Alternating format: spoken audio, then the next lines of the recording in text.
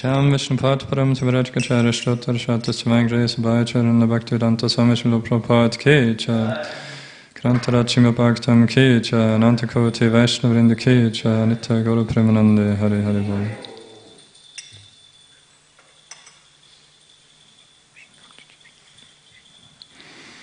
Om Namo Bhagavate Vasudevaya. Om Namo Bhagavate Vasudevaya. Om Namo Bhagavate Vasudevaya.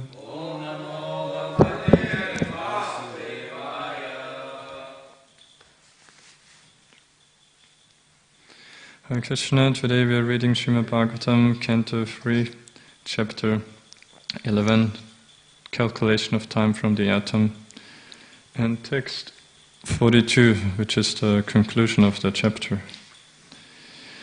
Tadahuraksharam Brahma Tadahuraksharam Brahma Sarvakaranakaranam Sarvakaranakaranam Vishnurdama Param Sakshat Vishnurdama Param Sakshat Purushasya Mahatmanaha Purushasya Mahatmanaha Tadahur Aksharam Brahma Sarvakaranakaranam Vishnurdama Param Sakshat Purushasya Mahatmanaha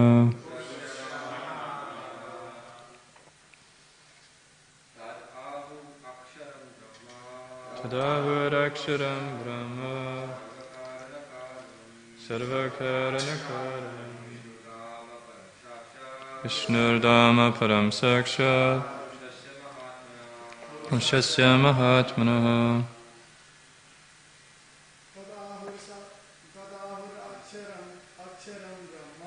Tadahuraksharam Brahma Sarvakaranakaranam Vishnurdama Param Sakshat Purushasya Mahatmanaha Tadahuraksharam Brahma Sarvakaranakaranam Vishnurdama Param Sakshat Purushasya Mahatmanaha Tadahuraksharam Brahma Sarvakaranakaranam Vishnurdama Param Sakshat Purushasya Mahatmanaha Tat Ahu is said, Aksharam infallible, Brahma the supreme, Sarvakarana all causes, Karanam the supreme cause, Vishnu Dhamma the spiritual abode of Vishnu, Param the supreme, Sakshat without doubt, Purushasya of the Purusha incarnation, Mahatmanaha of the Mahavishnu. Translation of Prabhupada by His Divine Grace Abhayacharana Bhaktivedanta Swami Srila Prabhupada Ki Jai. Translation. The Supreme Personality of Godhead, Shri Krishna, is therefore said to be the original cause of all causes. Thus the spiritual abode of Vishnu is eternal without a doubt, and it is also the abode of Mahavishnu, the origin of all manifestations. Purport. Lord Mahavishnu, who is resting in Yoga Nidra on the causal ocean and creating innumerable universes by his breathing process, only temporarily appears in the Mahatattva for the temporary manifestation of the material worlds. He is a plenary portion of Lord Shri Krishna, and thus, although he is non-different from Lord Krishna, his formal appearance in the material world as an incarnation is temporary. The original form of the personality of Godhead is actually the Svarupa, or real form, and he eternally resides in the Vaikuntha world, Vishnu Loka. The word Mahatmanaha is used here to indicate Mahavishnu, and his real manifestation is Lord Krishna, who is called Parama, as confirmed in the Brahma Samhita. Isvareshvar Prabhu Satchidananda Vigraha Nadiradir Govindaha Sarvakarana Karanam. The Supreme Lord is Krishna, the original personality of Godhead, known as Govinda. His form is eternal, full of bliss and knowledge, and he is the original cause of all causes. Thus end the Bhaktivedanta purports of the 3rd canto, 11th chapter of the Srimad Bhagavatam, entitled Calculation of Time from the Atom. Magyanatimrandasya karanchana shalakaya chakshurun militam yena tasma Shri Gurave Namaha.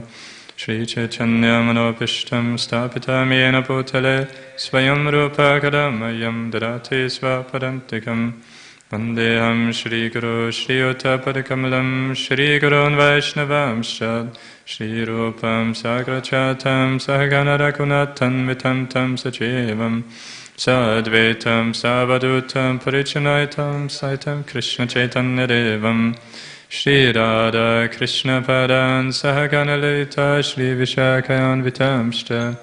Hey Krishna Karuna Sindhu Dina Bandhu Chakatpate Gopisha Gopika Kanta Radha Kanta Namostate Tapta Kanchana Gorange Radhe Vrindavaneshwari Rishabhano Sudhirivi Pranamami Hari Priya Vancha kalpatarubhyascha kripa sindhyabha evacha patitanam pavanebhyo vaishnavebhyo namo namaha.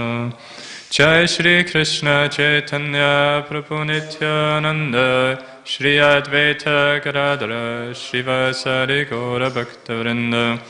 Hare Krishna Krishna Krishna Hare Hare Hare Rama, Rama Rama, Hare Hare.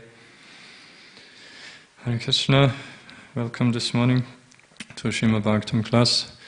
So, we are finally concluding this very interesting chapter, Calculation of Time from the Atom, which is not such a common topic in the devotional scriptures, but also important and very helpful for us to understand and to be able to take more shelter of the lotus feet of Shri Shri Radha Gopinath. So we heard at the beginning, as the chapter title says, how time can be calculated from the atom, from the smallest unit. How if there's a combination of 6 atoms, called I think a Trasareno, then from that starts, or that's the point where sunlight can be perceived as hitting this compound of 6 atoms. And so then we heard all the different, on the scale, how do I say, different entities of measuring time, from those very tiny ones, where there's included also famous or measurements of time that we hear in other famous verses, just such as lava, lava matra being in Chaitanya Charitamrita, the famous verse of Sadhu Sangha being so glorious that just a lava of a moment can be enough to completely change one's life, getting the mercy. And similarly, Kshana also appears many times, also basically a moment like a very small of those units. And then we heard it calculated up to the time of a human life, and from there, then the comparison to even in planetary systems above ours, such as in Pita Loka, where one of our year makes up 1 month there, and similarly then even further up in Svargaloka, one of our year makes up 24 hours there, 1 day there. And then Vidura, we saw how he was further inquiring from Maitreya Rishi, then what about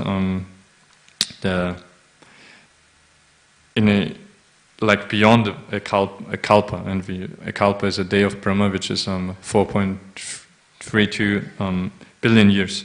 So then in Vidura, of course, he's a pure devotee, so he has all this transcendental knowledge, but for our benefit he is asking, so he will ask then what is even about beyond the Kalpa in those planets, what's happening there, and so then Maitreya Rishi explained that there's those four topmost planetary systems which survive a Kalpa, whereas all the others, each night of Brahma, all the other planets are destroyed. And we heard even Sun and Moon, they also, which are actually in Svargaloka, so they're below the top four planetary systems, so they also, they don't get destroyed, but they also then go in hiding, so to say, up there, and they lose their effulgence during the night of Brahma. And so then we came to the last part of the chapter now, where we got a bit of a perspective of where Maitreya Rishi was pointing out. So understand now that from the smallest unit of time to the biggest, up to the life of Brahma, which is called, divided in two halves called praradas. So, and we know if you calculate from 1 day of Brahma, 4.32 billion years, then up to making up 100 of his life years. We heard that it's, in terms of experience, it's the same, that even those who live in high planetary systems which have such inconceivably long lifespans compared to ours, they still experience it similarly as we do our 100 years. They do their 100 years, which is much more of our human years. So even up to Lord Brahma, and then so we heard how for that in comparison then to eternal time of Mahavishnu, as he is lying there in the causal ocean, as we hear in today's last verse as well, breathing out and breathing in the universes, that for him that's just less all this one lifespan of Brahma, which is 311 trillion years and 40 billion years, is less than a moment for Mahavishnu.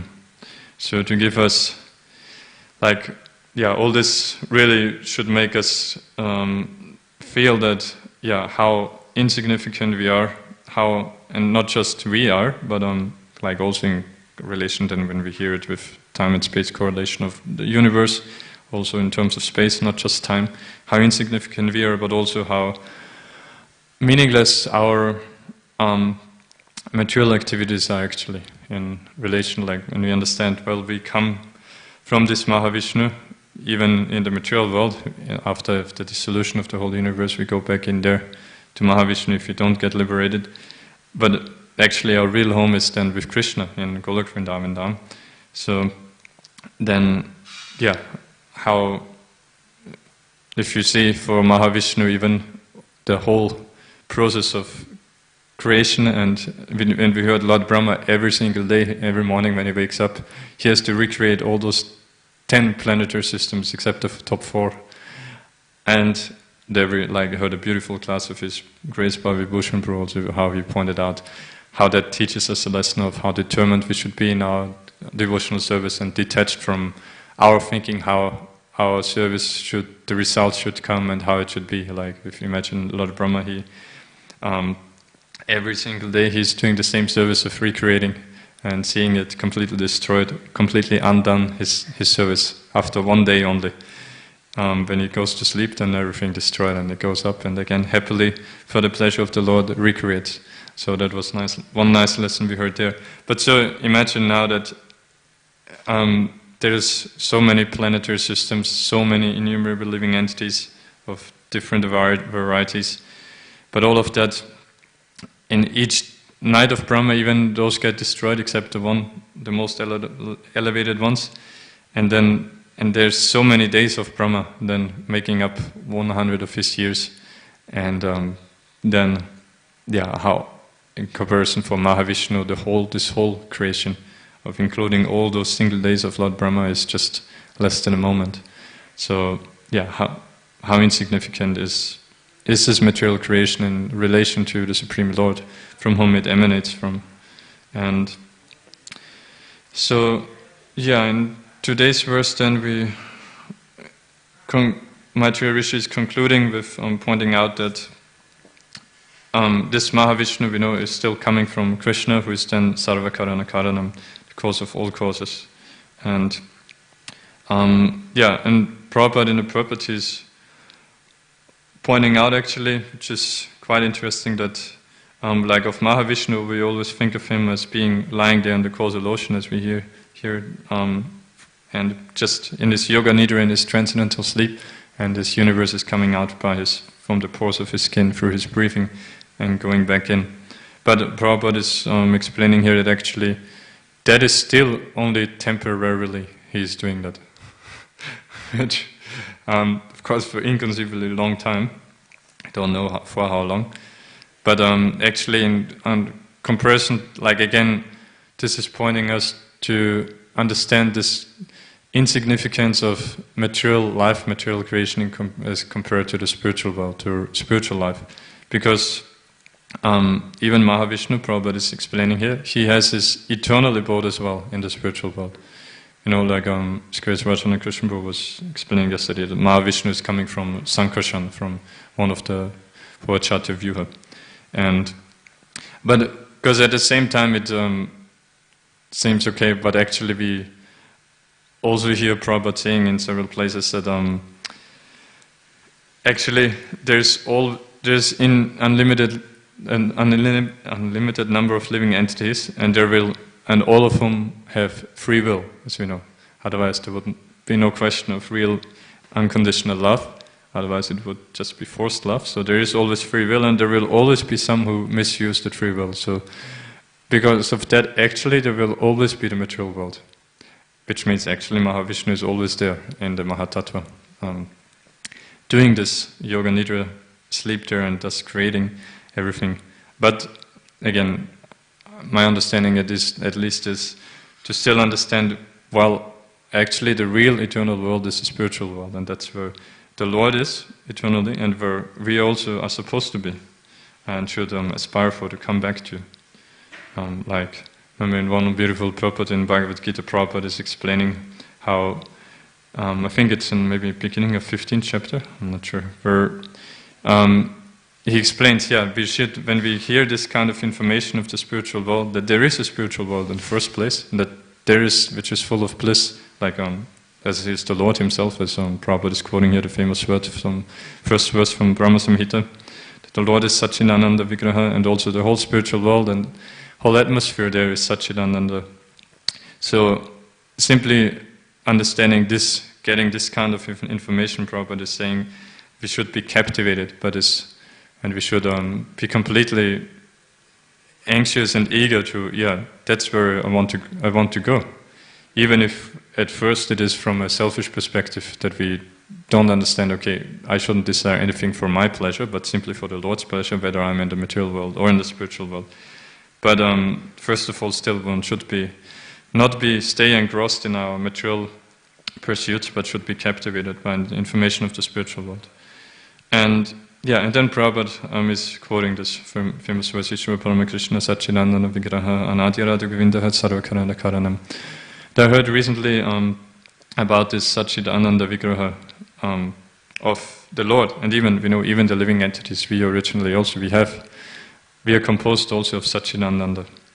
And I heard recently from His Grace Amarendra Prabhu explaining nicely how actually Satchidananda, how it goes progressively and grows in importance, in significance. That, of course, first of all, Sat is very important, eternity feature. That if we see, that's why in the material world, we see everything is temporary, which means even the greatest, most beautiful things, the things which go with best pleasure, they are temporary, and so eventually, simply because of that, eventually you will get misery if you're attached to that, if you somehow relate to that.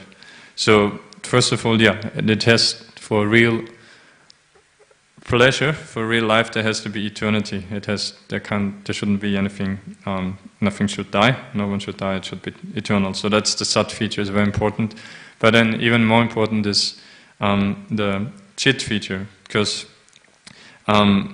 simply something being eternal, but being without consciousness, without life, then again, what would be the point of existence of creation if there would be no life, if there would only be eternity itself? So that's why Chit is even more important. But then again, if there's only life eternally, but there is no pleasure, then again, what's the point of that? So even more important is Ananda, is unlimited pleasure, which is there in the spiritual world, which is there in the Lord. So Yeah, that was concerning the purport here.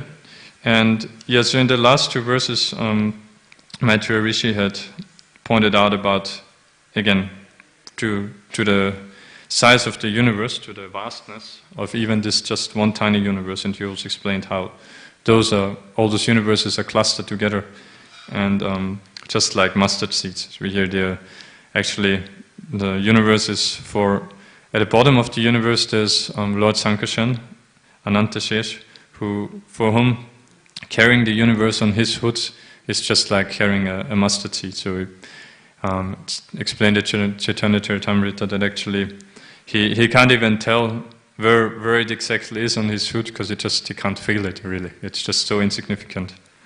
So yeah, there's actually, I read it recently in the 5th canto. At the end there's a beautiful description of Lord Anantadev, Sankarshan there. Also, because imagine, maybe before that briefly I go through a little bit again about the cosmology for us to grasp a bit more what it means. Okay, this universe has a diameter of 4 billion miles, like Prabhu yesterday was saying. It's easy to remember that our Lord Brahma has 4 heads, so 1 billion miles for each of his heads, so 4 billion miles. And so, but yeah, it's a number and we can't really relate much to it. But if you study the Vedic cosmology in the 5th canto, you get a little bit more idea or feeling for what it actually means of the extent of even our universe, which is said to be the smallest one. So we discussed recently about the horizontal extent of being Bhumandala, the central planetary system in which we are situated, how it was divided into 7 islands by Priyavrata Maharaj, how he was imitating the sun on his own chariot, illuminating those portions which didn't get much sunlight, and by the rims of his chariot that he carved out those oceans. I was thinking actually even just such a pastime, it shows like in what contrast reality is from what we hear in modern science, how boring and impersonal explanations we have of the universe, where we think it's just everything emanated from or originated just by a Big Bang and just somehow expanded and randomly life came about and the first elements, and then life slowly evolved to what we see now. Apart from that, it's completely doesn't make any sense if you analyze it, but even it's completely boring, and like we hear complete contrast to here, where we hear not only first of all creation from the Lord as Mahavishnu, how he impregnates the living entities and by his glance activates then the material nature, and then in every step he gives this glance for how from false ego then to more gross elements, how everything gets created, and in the primary creation, and then for the secondary creation, how he empowers Lord Brahma. And so there's so much personality there already, and then we hear even in further details, even much later than Maharaj Priyavrata, by his personal activity, being empowered by the Lord, being a pure devotee, Shakti Vaishavata, how he further contributed to the creation by creating those the basis for those oceans, 7 huge oceans, the demarcations of those 7 islands into which Bhumandala, our planetary system, is divided into. And we discussed then in the innermost, which is actually the smallest of those islands, Jambudvip, where we are, that is divided into 9 vashas by great mountain ranges, of which one is the original Himalayas. And in the very center is the Sumera mountain, 100,000 yojanas high, which is again like, even that is an inconceivable large number, because it's 100,000 yojanas is something then like 1,278,000 kilometers, I think. So yeah, how can we imagine, our biggest mountain range, the Himalayas on this planet, they're less than 9 kilometers in height. Mount Everest is, I think, 8,850 meters. So yeah, if we study all of that, and then how much beautiful details there are everywhere as well, like even Mount Sumeru is on top, there's residences of demigods, and then it's surrounded by many other mountains, like his associates. And on some of those mountains there's huge trees, which are more than 1,000 yojanas high as well, which have very huge fruits, which form then rivers, and one of them, in like the Chambu, the Chambu river from the Chambu fruit, rose apple, forms then gold on those banks as well. And so there's so many beautiful details if you read there. And also Mother Ganga, we know she descends by Vamanadev's touching, or rather cracking the coverings, like we heard now. That actually, on top of all of that, understanding there's 4 billion miles within the universe, then 10 times greater than that is the covering of Earth, and then 10 times greater than that covering of water, all the way up to 7 layers of all the different elements. So how inconceivably big that is. And actually also that shows us how completely impossible it would ever be for us to, by our own endeavor, to come out of this universe, come out of the material world. Like another point for that was Prabhu mentioned yesterday, which I found interesting, how even apart from, okay, we are not able to move so far, but even if we would be, let's say we would be able to somehow travel like that, so inconceivably fast so far in our lifespan, but then we wouldn't be able to see either. As soon as you go out of the reach of the sun, which is, there's the Loka mountains are on outside or the edge of Bhumandala, keeping the sunlight only within a specific portion, which is from Bhumandala up to the top planetary systems, and but even not into the subterranean planets. There it's illuminated by the hoots of serpents instead, we hear. But so anywhere where the sunlight doesn't reach, it's not just like Prabhu was explaining, it's not just like here if you go into a dark room and you switch on the light and you see. Rather, we're in a place where the sunlight can't even reach. It's dense darkness, where even if you turn on the light, you can see maybe like a tiny bit. Like he said, even in the deep sea, below where the light doesn't penetrate, then you, like the scuba that he was saying, relating that from a scuba diver he talked to, that he told, even if you have a big light and all you can see is like a tiny bit, a few centimeters maybe. Imagine how that would feel like.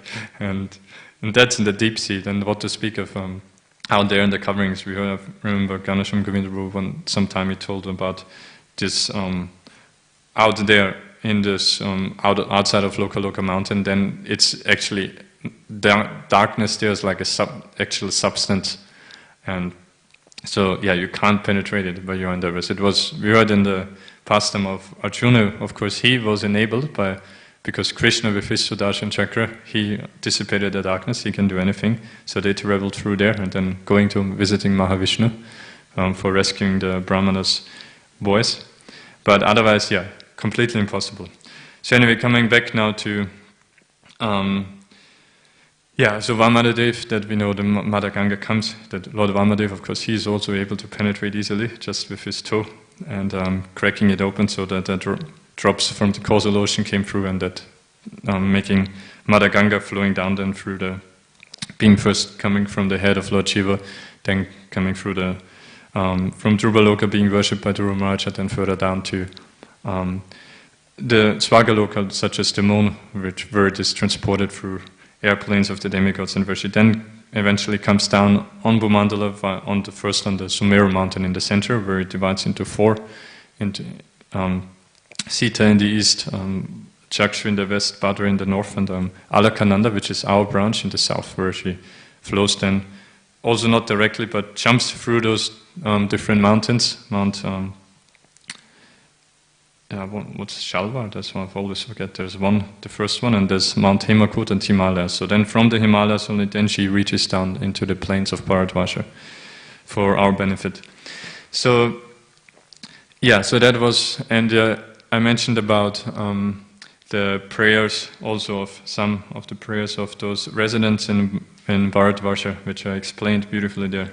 So we get an idea of not only geographically a bit what's around us on this larger scale, but even what the people do there, who is the chief personality, and who is their deity, the worshipable Lord there, and what they are praying. So that's, yeah, I found it really amazing. And actually, yeah,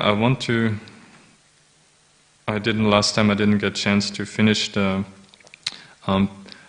glorification. Like when I went through the prayers a bit about like in our neighbor in Kumpurusha Varsha, how the Hanuman is leading the prayers there, the Lord Ramachandra, and then in our Bharat Varsha, it's Narad Muni leading the prayers to Narayana Rishi, and then after that comes a description of about our Bharat Varsha, how the demigods, how they are glorifying Bharat Varsha, and even praying to the Lord that they want to take birth in Bharat Varsha as well, because they understand that yes, by their pious activities we got up there into heaven, where they have amazing facilities for material enjoyment, but they do know, because they are devotees with materially motivated devotees, but they are devotees, so they do have transcendental knowledge.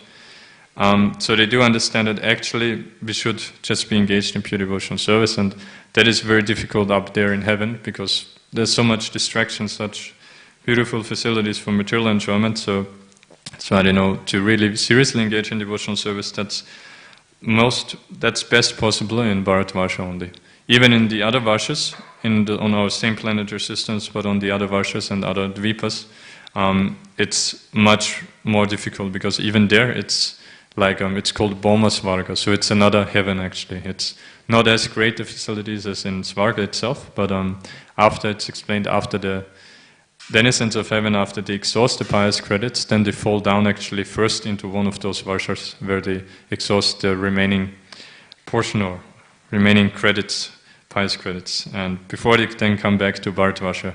You're like, for those like, and most people in general, they are still even coming to Bharat Varsha, they're not interested in pure devotional service, rather they again want to go back to heaven.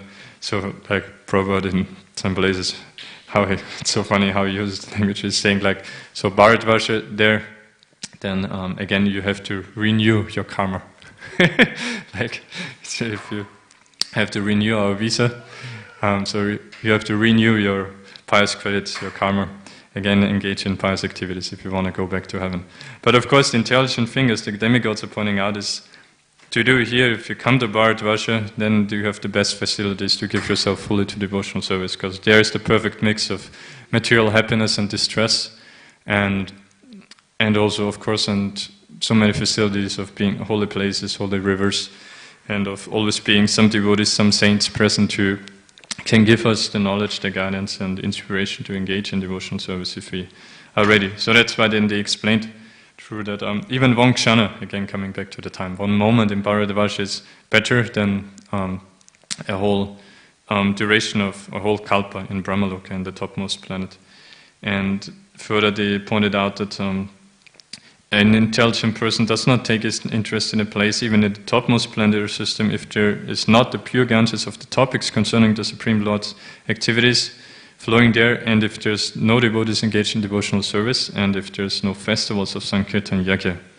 And Prabhupada explained there in the Prabhupada that is why, even because Sankirtan Yajna was inaugurated by Sri Chaitanya Mahaprabhu in Navadvip Dham, that's why that is actually the topmost place in the whole universe.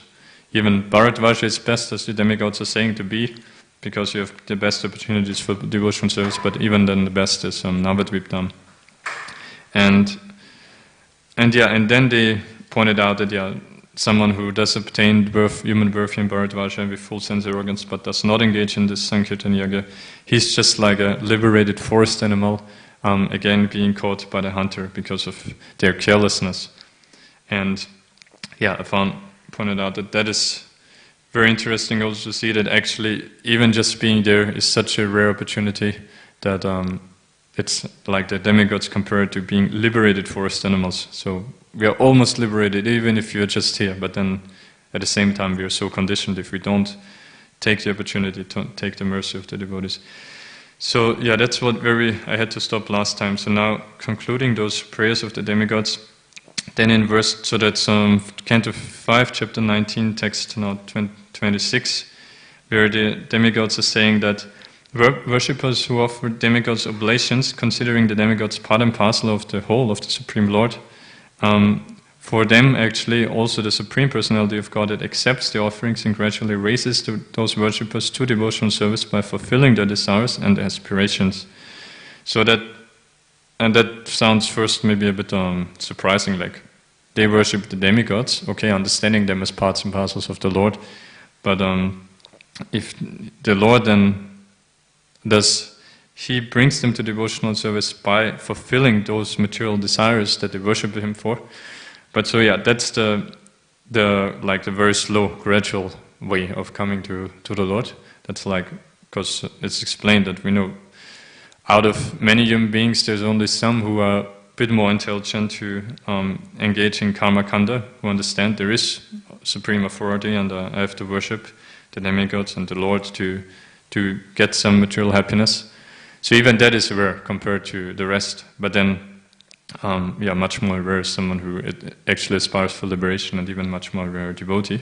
But so for those karma kandis, it's at least very slowly they come towards the Lord, because they at least accept that there is a Supreme Lord, there is authority above me, and I have to submit myself to that. I have to follow the Vedic injunctions.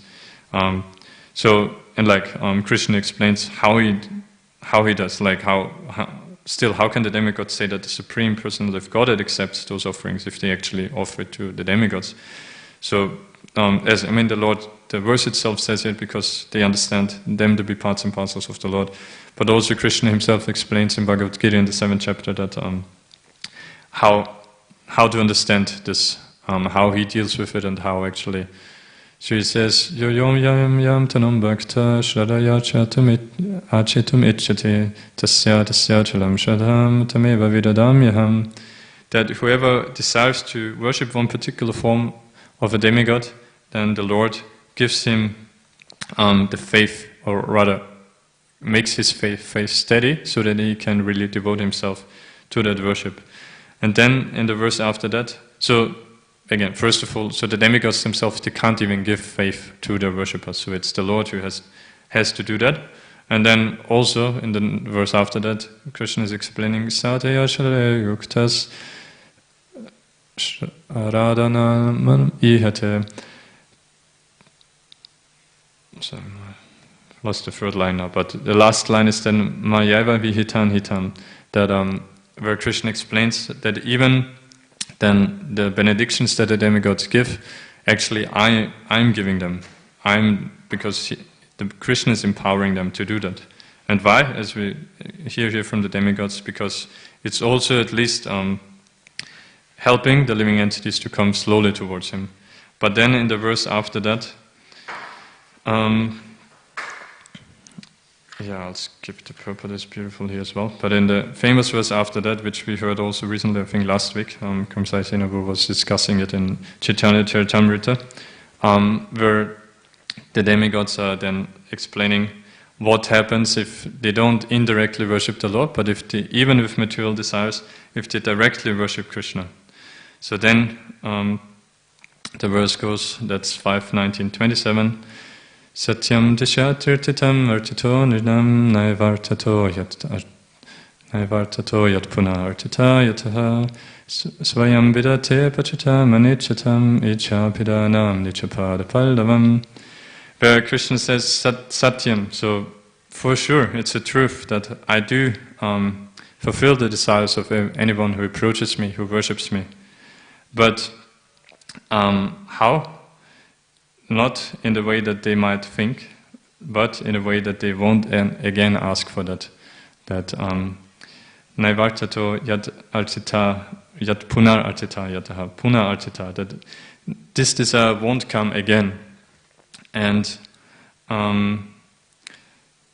so actually, I want to share one side point there with about the Lord saying, yes, for sure, I will fulfill the desires, because after all, one name of the Lord is, he's Varada, he's the best giver of benedictions, Varada Raj. Like in, 1,000 years ago in the pastimes of Ramanujacharya, there was one one great elevated devotee there of Varadaraj in Kanchipura, and the devotee's name was Kanchipurna also. So, and he was so elevated that he would, every single day, he would directly converse with the Lord. And so other devotees sometimes would request him to put forward some request or some question to the Lord. And so even Ramanujacharya, he gave this devotee, Kanchipurna, some questions to ask to Varadaraj. And one of those was the very famous one of how asking the Lord of what happens if devotees fully dedicate themselves all their lives to your service, but then circumstantially they're not able to remember you at the time of death. So what happens then? And Varadaraj, of course, he said it. Then if that happens, then I will make sure that I will remember them, and so I'll take them back to Godhead. And I heard recently His Grace Radhesham Prabhu in one class on Ishopanishad, I think in the second last mantra, 17th mantra, where the devotee prays, which is Svayambhuva Manu, praying to Yagyavata, where the devotee prays to my Lord, oh please remember all that I have done. And which sounds interesting, because you could say, well, the Lord knows anyway, why do you want to remind him? It's also almost like impudent. But Prabhu was explaining, the Lord likes to be personal, and so he likes those kind of dealings where the devotee is so close to the Lord that he treats him as if he would be just a human being, and that he would have to remind him like that. So anyway, but in terms of, Prabhu was explaining, in terms of this point of that the Lord remembers us at the time of death, that saying that it's not like that Krishna is like a foolish teacher who just likes to find faults in his students, and like saying it's like, there's following the spirit of the law or following the letter of the law. And someone who is intelligent understands how to follow the spirit of the law. And so Krishna obviously is like that. He's not like saying, well, I already told you in Bhagavad Gita, which is the ABC of spiritual life, so any devotee who should know that, and you should follow that Antakale chamam eva smaran muktva kalevaram, that at the time of death, Antakale, when your life comes to an end, then simply remember me. So I told you, and now you're not doing so. What is this? So you're bad luck. You won't reach me. So obviously Krishna is not like that, but he remembers us, and he fulfills all our desires. But in this verse, so Krishna says famously that that's his special mercy. He fulfills it in a way as to that you don't come with this material desire again to him, and which that by itself might still sound a bit harsh, like, okay, well, that sounds almost like you're not fulfilling my desire, because if you would fulfill it nicely, then again I would come and ask for it. But then, that's why in the second part of the verse, it's explained how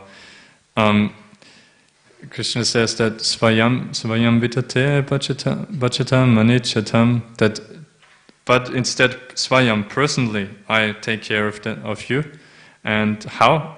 Even anichatam, even if you don't desire for it, then in the last line, it said, Icha pidanam nichapada pallavam, nichapada pallavam, my own lotus feet, I give you shelter there.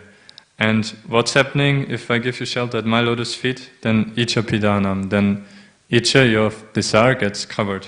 Or in other words, which means any desires that you might have had, they become completely insignificant, because the pleasure you get from being situated, sheltered at my lotus feet, is so much greater that you forget your material desires, but you forget it happily. And that's the special mercy of the Lord.